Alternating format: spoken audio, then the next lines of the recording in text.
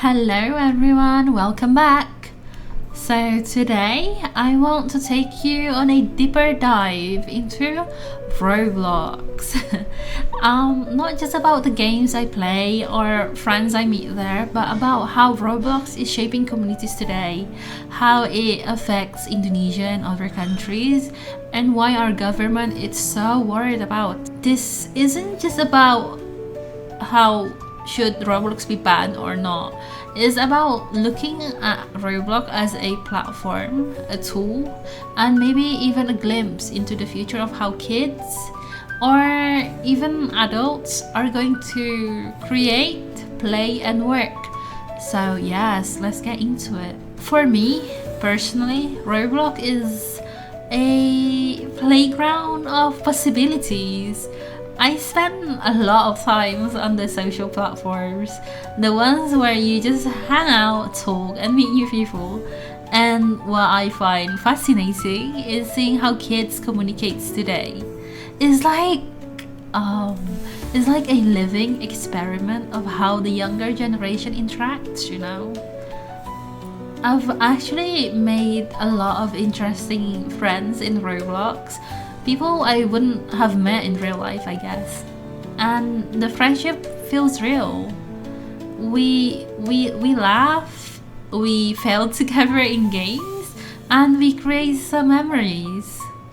Now, I'll be the first to admit I have a major skill issues when it comes to gameplay.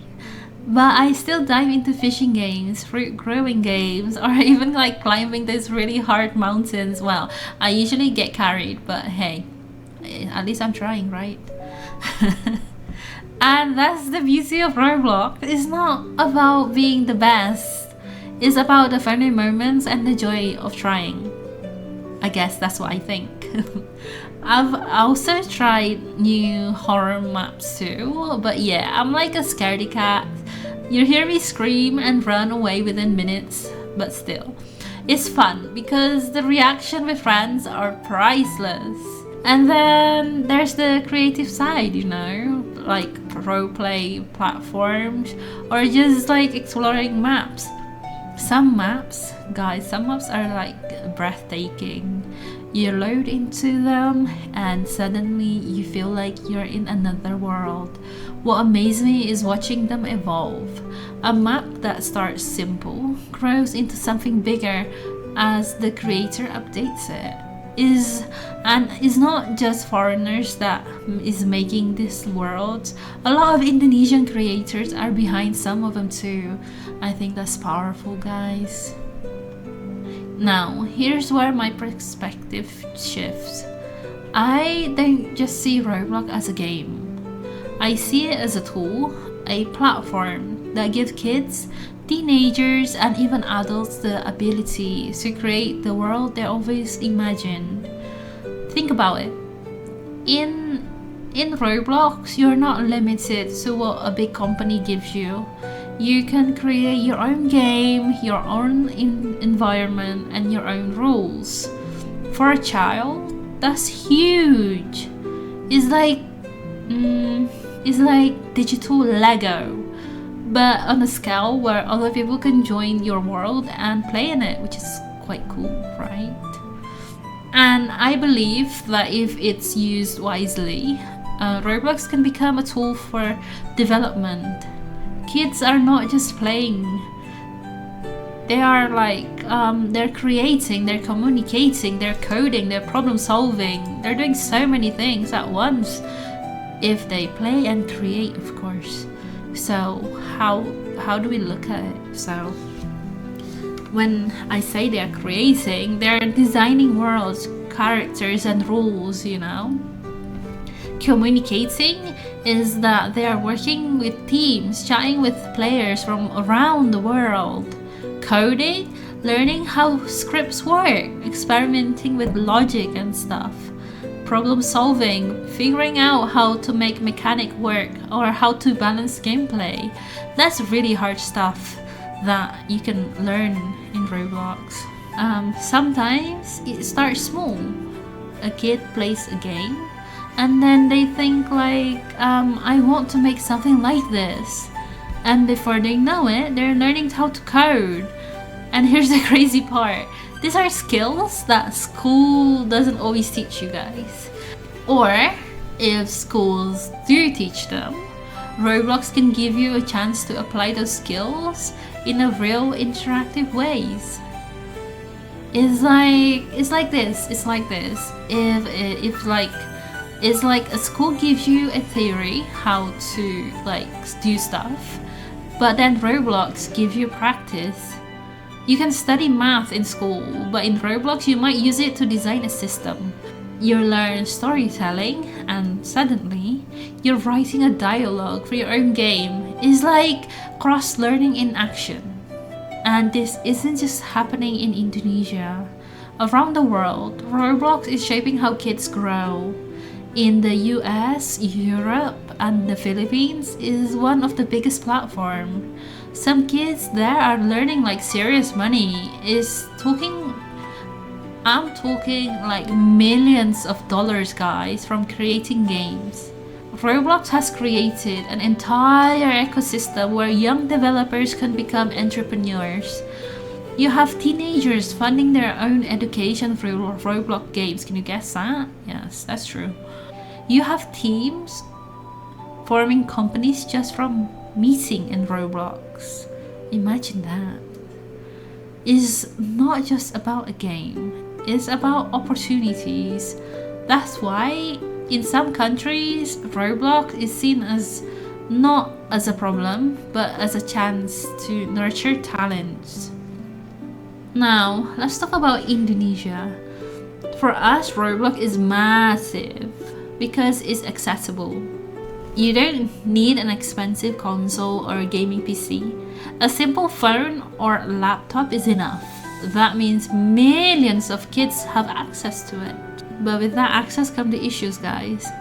Parents see their kids glued to the screen for hours. Schools complain about its distractions. And then there's the Roblox issues, where kids spend money without realizing the real value. For many adults, that's all they can see. Distraction, addiction, spending, which is why Roblox is labeled as a problem here. But I don't agree with just stopping there, because while it can be a problem, it can also be an opportunity. Indonesia is full of creative, talented, smart people. If we nurture this correctly, I believe that Roblox can be a place where our kids can learn skills, build communities, and even start businesses.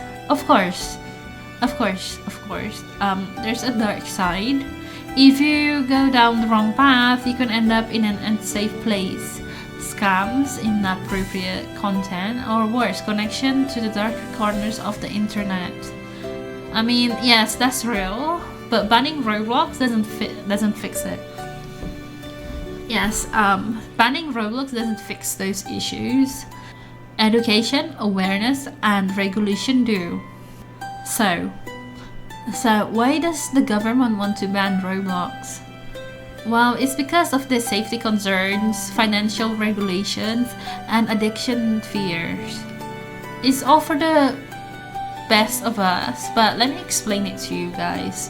So for the safety concerns, Roblox is huge and not everything is monitored. That means unsafe content can slip through. That's why they're very worried about this issue. And there's also the financial regulation, which is like Roblox transaction often bypass local systems. The government, I believe that they want a cut through taxes and want to make sure kids aren't overspending. And then there comes the addiction fears, the idea that kids spend too much time on Roblox, affecting their studies and health. It's like, there are valid concerns, but the solution isn't blocking. Imagine you're banning YouTube just because some content is inappropriate. The solution is filters, education, and tools for parents. If the government really cares, They should work directly with Roblox. And I've actually heard that Roblox is considering opening a branch office here in Indonesia. If that happens, it could be a game changer, I believe. Bringing official support, better regulations, and maybe even opportunities for Indonesian creators. So, to me, Roblox is more than just entertainment.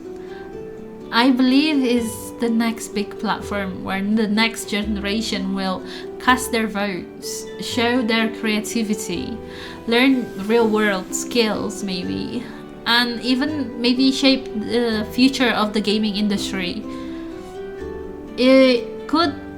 I believe that it can create new jobs, open up passive incomes, and boost our digital economy. So, I hope that parents don't jump to conclusion too quickly. Instead of asking, how do I stop my child from playing Roblox? I believe that the better question is, how can I guide my kid to use Roblox in a positive way? Because Roblox is not just a playground, it's like a training ground for imagination, creativity, and maybe even in entrepreneurship. If managed well, it could be one of Indonesia's strongest tools for the digital growth.